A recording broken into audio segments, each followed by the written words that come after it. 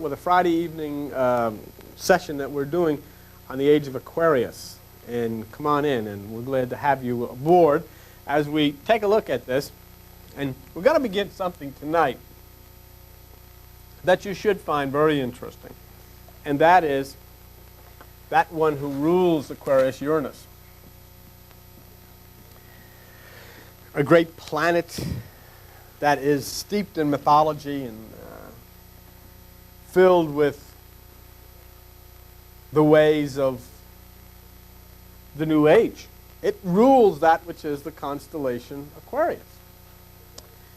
So let's take a look at it. Let's look at it from the standpoint of what signs does it have to show us? And let's understand biblically that we can look at Uranus, we can look at Aquarius, because it says in Genesis that God created the stars and he said, let them be for signs. As we enter into Uranus and begin to understand it, we'll start to understand the effect that it has on the entire world. And as I look at it, I don't know how much of the turmoil that we see is as a result of its movement. I don't know. You have to begin to bring yourselves into an understanding of it, bring yourself into a harmony with it, because as you stand on the outside of it, you can conceivably feel that which is the shaking. It spins in the opposite direction of all of the other planets. It has a big chunk out of it, and I'll tell you a little bit about that. But Uranus is known in the mythology as the son of heaven. The son of heaven. And the son of heaven is returning. And the mythology is that the son of heaven is returning for his bride. Uranus was married to Gaia, G-A-E-A, which means the earth.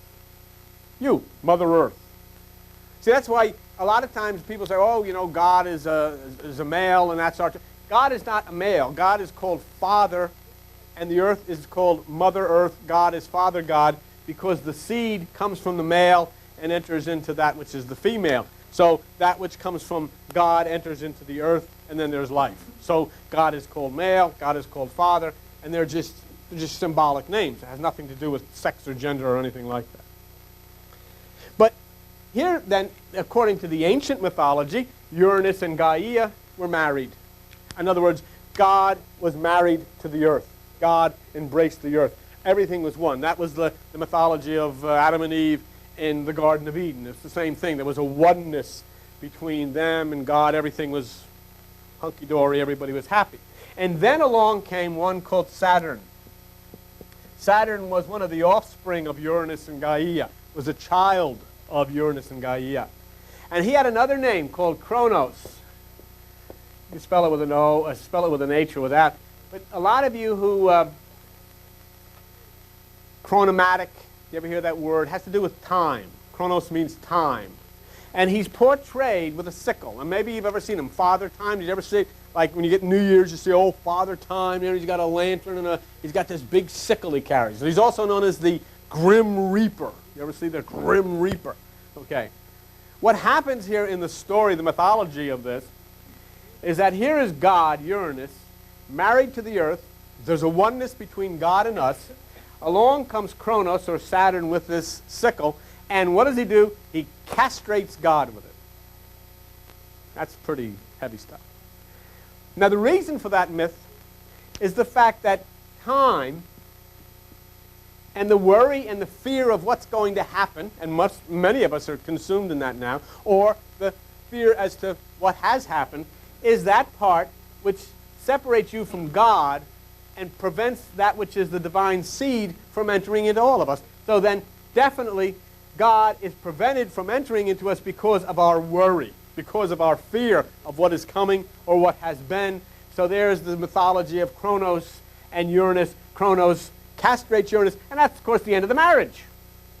Goodbye, Gaia. Goodbye, Earth. No longer is Uranus married to the Earth. No longer is God married to you and I. He cannot impregnate us with the incorruptible seed. Why?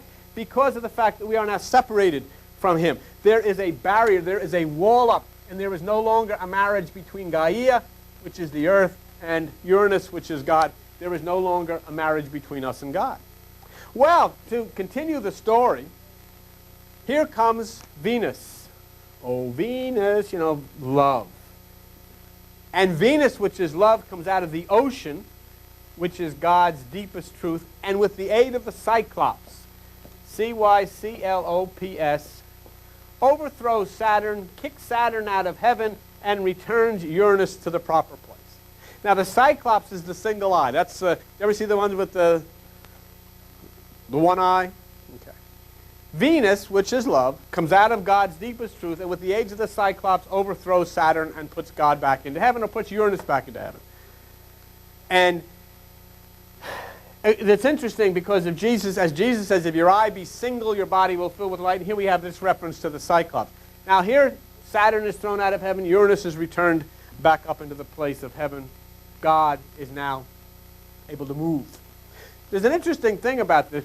The thing of Saturn castrating Uranus, there's a big chunk out of the planet Uranus. Tremendous chunk out of it. And scientists, physicists wonder, it must have run into something. And I guess that's part of the myth of the castration principle between Saturn and Uranus. Well, now what's this all about? Okay. Uranus is returned back up into heaven, and now in the year 1991, Uranus is 19 years away from returning to claim the bride. In the year 2010, Uranus will enter into the constellation Aquarius and be returned to the marriage with Gaia, you and me. This, for all intents and purposes, is the second coming of Christ, which will happen in 19 years. It's an astronomical fact. It's a law. There's nothing that anybody can do about it. That's what's going to happen. And there's an interesting thing. When the bridegroom Uranus returns for the bride Gaia, where will it happen? In Aquarius, which is the place of the waterman, where Jesus Christ was at the wedding, changing the water into wine. And that's why Jesus Christ said in Luke 22:10, when you see the man with the pitcher of water, which is Aquarius and the age that you're living in now, enter into the house, go to the upper room. Doesn't make any difference whether you believe it. Doesn't make any difference whether you care about it. In 19 years, it's going to happen anyhow. It's an astronomical fact. You can go to the planetarium and chart it. You can pick up planetarium books, astronomical books. In 19 years, Uranus is going to embrace Aquarius, and it's going to happen. And it is going to have a monumental effect, and it already is having a monumental effect on the minds of people. That is a fact. That has nothing to do with religion, has nothing to do with spirituality, has nothing to do with the Bible. It's a fact. And it's going to affect you, and depending on where you were born, what sign you were born under, it will have an effect on you as an individual, and you will respond to things. And if you're not plugged into it, you'll go off one direction, and your life can be very difficult. If you are plugged into it, you can go off in another direction. So here then we have the return of this magnificent planet called Uranus, which is the bridegroom returning to embrace the earth, which is you. Second coming of Christ. And whoever you are a unique person. There is not one person sitting in this room that is the same. Each personality is uniquely different, and it all has to do with the makeup of when you were born and all of these complications that you're affected by these things. You say, well, I don't know if I'm affected by these things. The ocean's affected by the moon. The tides are affected by the moon. Life is affected by the sun. When these things line up in these weird formations, whatever, they generate vibrations, they generate frequencies, and they affect the mind of man. They affect seawater. You're 80% seawater. Salt water. And so then, the question will be, how will this change affect us as individuals? And we'll look at that. We'll look at each individual sign. And I'll show you, and Joni's going to help me, to show you the sign you were born under, how this could affect you. You say, well, I don't know if I believe that. It's irrelevant. I don't want you to believe it. I just want you, don't be afraid to listen to something. Don't be afraid to listen to something, because we're standing at this point where you got this war raging out there. And if you don't plug into this, you've got to plug into that. Because if you may not get involved in a war of that magnitude, but you'll get involved in one of them just as strong as that in here. Because there will be a war raging in your head every bit as vicious as anything you've ever seen in Iraq. And I'll tell you something right now. You may have the entire world blown up in a war. If your mind goes off a toot, if you freak out in one of your temper tantrums, you could care less about the war or anything else. You'll go right off, and your only concern will be right in here. I told people many times you could be sitting and listening to the television and looking at all of these things, and they're going to bomb here, and the missiles are going to hit here, and there's a missile on its way to Israel. You know what would happen? The telephone would ring, and somebody would say, this is the police department. We have your son or your daughter or your mother or father down to the police station. You know what? You turn that television off like that, you couldn't care if a missile blew up the whole world. Off you go. And so what's relevant is not what goes on out there, it's what goes on in here. And that's what you have to plug yourself into. And for the most part, people are afraid of it. The most part, people don't believe in it. They want to continue the way that they've been. They want to do their thing and continue the madness and the insanity in the very same way that we're watching the world today. It's the same old thing. It's another war. It's just a more violent one, and they get more violent every time, but it's just another war. It's never, ever stopped. And it's a Christian country, it's a Jewish world, it's a Muslim world, but every time you turn around, somebody's throwing a bomb at somebody. Never stops. And this is the only thing that can stop it. And the only way it will stop is by plugging people into this and plugging yourself into this. Because I can guarantee you, you're going to have that same wild war going on in your head. You may have that wild war going on in your head next week or the day after tomorrow. It can happen anytime. It can go right. Did you ever lose your temper? Ever go just freak out and get wild and just don't give a damn about anybody else or anything else? Happens right in here. And this is where the wars, when they explode in here and there is no release and nowhere to save and no Christ consciousness to find your way into, that's when the wars in here manifest and become the wars that we see. Somebody decides they're going to push a button. Uranus means freedom from all of the bondage that has made you a prisoner to your past. It means freedom from all of the fear you've got in your head now. It means freedom from all of the guilt that society's tried to shove down your throat. It means freedom from all of the guilt religion's tried to give you. It means freedom from all of the guilt the government's tried to give you. It means freedom from yourself, from your own lethargy. That's what it means. That is coming like a steamroller across the sky right now, and if you'll get up there and plug into it, you'll plug into that freedom. It's coming. And doggone it, you can sit here in a church with all this stupid stuff about church and religion. I don't care about it. The heck with this. Go to the planetarium and say, show me it. And they'll show it to you. It's coming. And it's the change that's being made. For the first time in 2,600 years, the celestial heaven is changing. The last time this happened is when we changed to the age of Pisces, which was 2,600 years ago. That's how big a deal this is. And that's how big a deal it can be for you if you plug into it. And I'm not telling you to believe anything. I'm not telling you to plug into a religion. I'm telling you to use your doggone head, see that something is happening, understand its relationship to what the ancients tried to teach, and give yourself this time to sit on the floor and raise yourself and come in contact with this dynamic power that's coming through the universe right now. But see, people say, well, I don't have time. You don't have time not to. You don't have time not to do it. Don't tell me you don't have time to do it. You don't have time not to do it.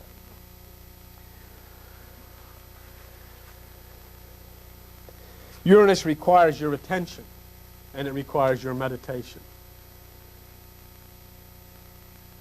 It comes, according to the ancients, on what they said, a short blast of lightning. Jesus said in Matthew 24:27, for as lightning comes out of the east and shines unto the west from the Spirit, so shall also the coming of the Son of Man be. Lightning comes from the east, means enlightenment, understanding, wisdom.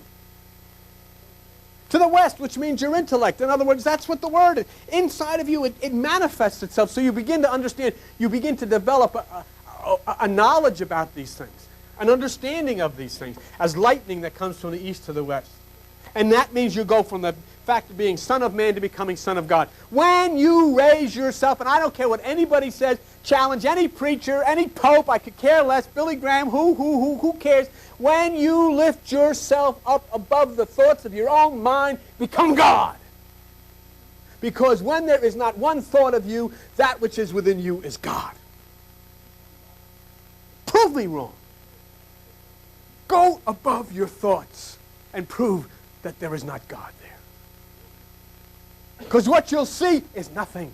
What you'll hear is nothing. What you'll think is nothing. Pure bliss, absolute bliss. The cloud that surrounded Moses. The mountaintop where Jesus went. And where you find that God consciousness, there is no war, there is no fighting with people, there is no pushing buttons and sending missiles, nothing like that can come. Everything, all of the violence comes from the lower mind. It has happened to you in your house, it happens in wars among people, it happens because the lower mind of man and the ego of man and the I gotta have my way of man will swing out at anything that gets in its way. It doesn't make any difference whether you're the president, whether you're a sheik or a king or whatever you are, you're going to swing out. And doggone it, the one thing that will really get you is the raising that you had from your parents. Because no matter how good your parents were, somewhere along the line they wanted you to stay away from them. Don't get too close to them. You got to stay with your own kind. You got to marry your own kind, you know what I mean? Soon as you were born, you had a color that separated you from other people. You had a label on you that made you a nationality. I'm Italian and I'm Irish and I'm all whatever I am. You got a label just like that. The most beautiful thing is each one of you has no name. You have no name. No name whatsoever. No label. You have no name. You have no nationality. Nobody's going to get mad at you. You have no religion. Nobody's going to. How can they get mad at you if you have no religion? How can you get mad at you if you have no nationality? Who are you? I am. Beautiful. Sure, you have to have a name to identify it, but unfortunately, as soon as you tell anybody your name, Polish or German or whatever, you know, everybody's gangs up and decides, don't have anything to do with those people. You know the way they are. They have these terrible tempers, whatever it is. To be free from the things which have hurt you, you've got to have the knowledge of the unknown. Because the things that you know are the things which have killed you. The things that you have learned are the things which in many instances have made your life miserable. Here he comes to free you from it. How can he free you from it? Because there is a vibration that is going to get stronger and stronger and stronger. And as you lift yourself up into it, you will be a part of it, exposed to it, and you will start to think in ways that you never thought before. You'll start to think with aspects of your mind that you never used before. Uranus. That's what it does. That's what it does. But you've got to expose yourself to the power. And Jesus Christ says in Matthew 6:22, you expose yourself to the power by practicing the single eye. If your eye be single, your body will fill with light. I love to say it, you know. I have never heard a Christian say it. Did you ever hear them? They preach all the time. They're on television all the time. Have you ever heard one of them say, if your eye be single, your body will fill with light? That's what Jesus said. Why are they afraid to say what he said? Have you ever heard them say, if you take away the key of knowledge because you don't enter within yourself? Have you ever heard them say it? No. They say you take away the key because you don't enter in our church. You don't read our Bible. See? You don't follow our rules. And you have to say, the hell with your rules, the hell with your Bible, the hell with your church. I'm following Christ. I'm following that which is the single eye. I am going to follow the instructions of Jesus Christ regardless. And when you follow the instructions of Jesus Christ, the Christian religion will call you a cult.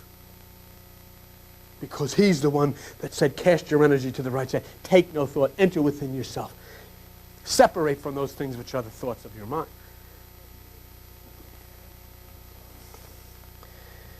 It is most important, if you're going to be swept into this new world order, if you're going to be swept into this new life, that you concentrate on the source of all things, which is God power within you.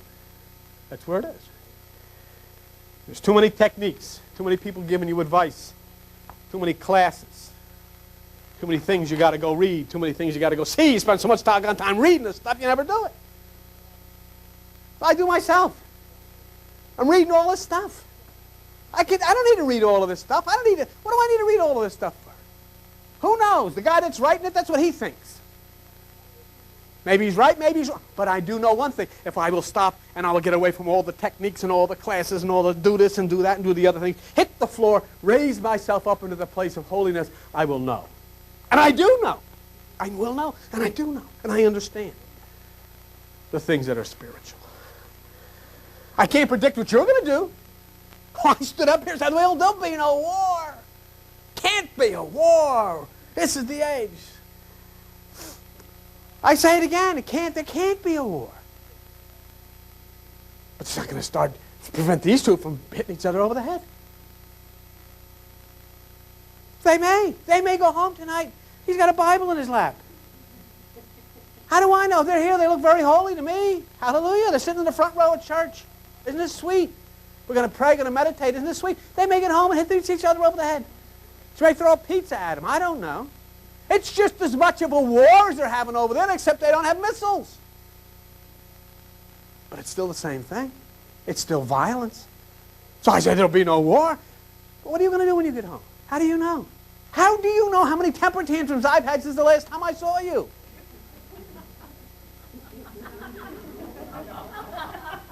And I do. I get temper tantrums. Hard to believe. See? But we all do. See? Because we're people. So where can I predict? Who can predict what the human mind is going to do tomorrow? You can't. You can't. I learn as you go along. I learn. See? I may not be able to predict maybe what's going to happen, but I can predict one thing. I can predict that which is God's law. I know this is coming. That's for sure. Just like Halley's Comet, there's nobody can stop this. It's coming. And I know what the effects are, and I know the ancient mythology of it, and I know the connection of it to the Bible. And I know what we have to do to prepare ourselves. There was a guy that wrote the Planetarization of Consciousness, and he said this: the man who is truly free makes no choices. He does what he must do. See, there's no choice to make. You do, because you know the truth that's inside of yourself. So how will I know the truth? How many of you have shoes on tonight? Nobody. Most of you have shoes on. There's not one of you that can look down and see that your foot is in your shoe. Well, some of you have. But how do you know it's in there? I can feel it. It's alive. It's a part of me. I know. I don't have to have faith about it. I know it. It's a part of me. See what I'm saying? If you stop right for a minute, how do you know you're alive? You can feel it. Inside of yourself, you can feel that little whirring go. Just feel it moving. How? You know. You don't have to have faith. The great thing religion teaches, you got to have faith in Jesus Christ. Right? Is that right? Right. Just wanted to show you it was. Let me ask you something, having faith in Jesus Christ. Jesus Christ had 12 guys surrounding him. He told a whole bunch of them, in 3 days after I get killed, I'm going to raise myself out of the grave. Right, Bill? How many guys showed up? None. Not one. A lady came. What is this? Where is he? Who rolled the stone? Who screwed the hole to him? What's going on here? What? And here he stands. But not one of these guys showed up. What kind of faith? Bill, they lived with him every day. They worked with him, went to the bathroom with him, slept with him. They were one with it. You're going to have faith 2,000 years? They didn't have faith. Couldn't one of them got a pair of binoculars and just behind the let me check to see? No, never showed up. Not one guy showed up. Peter, Paul, and Mary, no one of them showed up. So what is faith?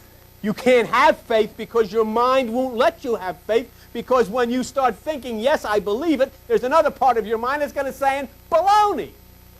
I don't care what it is, when you have faith and say, I believe this, there's another part of your mind that says baloney. Because there's always doubt. You cannot have trust without doubt. It's the opposite end of the string. You cannot have up unless you have down. You cannot have in unless you have out. You cannot have left unless you have right. You cannot have faith unless you have doubt. Can't. It's impossible. But when you go above that tree of the knowledge of good and evil, which is the mind, you rest into that place where there is no faith, there is no trust, there is no doubt, there is no belief, there is nothingness, there is no nirvana. That is God. That's why Jesus said, take no thought, because once your thoughts are gone, then you are free. And the changes happen within you. I tell you something, people say, oh, we sent out all this white light. What good did it do? They had a war. Look at you. I dare say, in those of you that I know, there's not one of you that would pick up a gun to hurt anybody. There's not one of you that would pick up a stone to hurt anybody. There's not one of you that would probably even hardly step on an ant, because you are filled with that which is Christ. And you sent this light out for what? For peace. Stop. Don't hit, don't hurt. Be peaceful. Be of Christ. Be of nature. You've strengthened yourself. And I'll tell you another thing that you've strengthened yourself about. You who have strengthened yourself in this absolute nirvana of peace have looked out and you have seen the demonstration of the lower mind and the pain that it inflicts on people it doesn't even know. People it doesn't even know. People who are living and going and coming, you don't even know. And you're saying, go get them, boys. Blow them up, boys. And they lay mangled, and you don't even see them. Don't ever know their names. Don't ever know their dreams. Don't ever know their wedding plans. Don't ever know their career plans. Never know. Go get them, boys. And you bail around, and you turn your plane back, and you come back. Had a great mission. And all of the broken hearts and broken lives and broken dreams. People we don't even know. People we don't.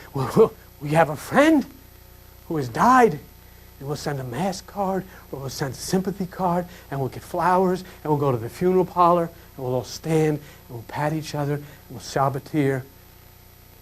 We could sit and watch the television and see bombs fall, and they die by the thousands.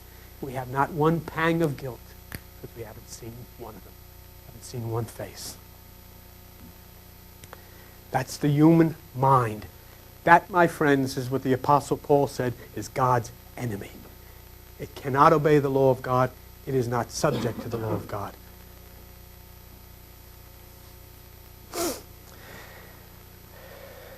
So now we enter into the new age of the individual, which is Uranus. Deconditioned, liberation from the accepted. All of your traditions. Red, white, and blue, apple pie. I'm a Catholic, I'm a Protestant, I'm a Baptist, I'm a Pentecostal, I'm a Mormon, I'm what? All of your traditions. I'm an Italian, I'm Polish, I'm German, I'm Jewish, I'm Irish. All of your traditions in a toilet with your traditions. Every bit of them in the toilet. Everything that's in your head. I told the people Sunday, you've got to take everything that's in your head, walk into your bathroom, stand on your head, put your head in there, and flush it. Let all of your ideas and all of your preconceived notions go down that toilet, because all it has done for anybody is kill and hurt and maim and be violent and make you suspicious of others and give you great big ulcers and make great big cancers and all of the wild things that go on inside of our bodies because of the stress of trying to be like they want you to be. They want you to be a good soldier. They want you to be a brave soldier. That's not Jesus Christ. And if you're here and you're planning to follow Christ, you can't be a brave soldier. You can't pick up a flag. You can't pick up a gun. You can only pick up that which is the world in the palm of your hands and raise it up into nirvana and bliss. Take it with you and raise yourself up into the clouds. You can't join this side. You can't join that side. Because remember something as we sit here tonight, and there are prayer services all over the world to bring our boys safely home. And you can't join on one of them unless you go to a prayer service that brings all the boys safely home, all of the girls safely home, all of the children, no matter what religion, no matter what side of the fence they're on, because that's all that God knows. God doesn't join this side or that side. And that's difficult. It's really hard for people to understand that. But God has the whole world. And every life, every living thing is equally as precious as everyone else. We can kill each other and say our side is right.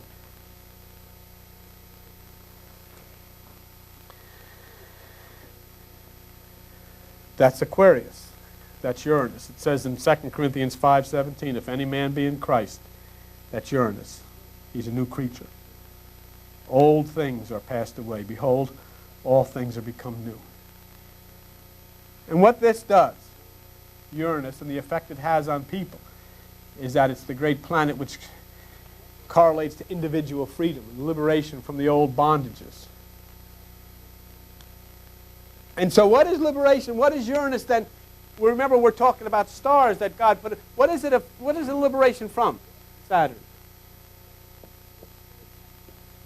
It's a liberation from the effects of Saturn. You say, you don't even know what effects that you've been subject. Can you know that some of the lunacy you've been through may have been caused by vibrations from that planet that you've been open to and have touched you? I'm not talking about religion. I'm talking about fortune telling. I'm talking about an astronomical scientific fact that half of your problems may have been because you were subject to that. And so what are they going to do? Tell you the truth? Tell you how you might be able to raise yourself above it? No, they're going to give you tranquilizers. They're going to give you tranquilizers. They're going to give you drugs. Because we can't possibly believe in this. And that's our problem. And you know something? We don't. And we can't. Well, so what do we? We believe in them. Because they are. They're the leaders. They're the doctors. And he must know. I'll never forget one time when my mother died. She went to a fine doctor.